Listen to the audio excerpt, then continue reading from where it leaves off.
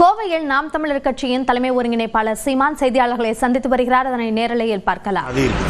அதை தெருவுக்கு தெரு திறந்து விட்டுட்டு கஞ்சா, அவின், கொக்கைன், மெத்தப்பட்ட மீன், இப்படி ஏகப்பட்ட வாய்க்கு நுழையாத போதைப் பொருள்லாம் விற்கிற அனுமதிச்சுட்டு இந்த குற்றங்களை சுட்டு பிடிக்கிறேன் கட்டுப்பிடிக்கிறேன்லாம் அது கட்டுப்படுத்தாது. நீங்கள் அந்த தங்கையை வன்புணர்வு செய்த 3 பேரும் போதையில் இருந்தானா இல்லையா?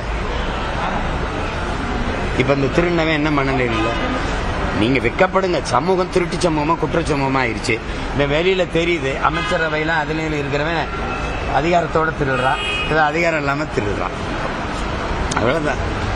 அண்மை காலமாக சீமான் செய்தியாளர் சந்திக்கும் போது கேள்வி கேட்கும் செய்தியாளர்கள்ட்ட கடுமையாக நடந்துக்கிறாரு, கடுமையான வார்த்தைகளை பயன்படுத்துறாருன்றது ஒரு தொடர்கதையாகவே இருந்துட்டு இருக்கு. தொடர்கதை எத்தனை இடத்துல நடக்குது?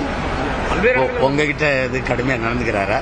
கேள்வியாக வச்சா பரவாயில்ல. நீங்கள் கேள்வியை கேட்க தெரியாமல் ஒரு கேள்வி கேட்கறது, அதுக்கு நாங்கள் விளக்கம் சொன்னால் மரியாதையாக பேசுங்கிறது.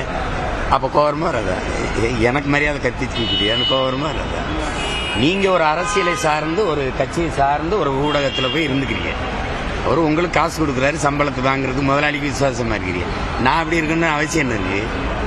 கேள்வி கேட்கும்போது கண்ணியமாக பதில் சொல்வதும், மரியாதை கடைபிடிப்பதும், நாகரீகத்தை கடைபிடிப்பதும் இந்த இடத்துல இருக்கிறவனுக்கு மட்டும் இல்லை, அந்த இடத்துல நிற்கிறவங்களுக்கும் இருக்கணும். புரியுதா?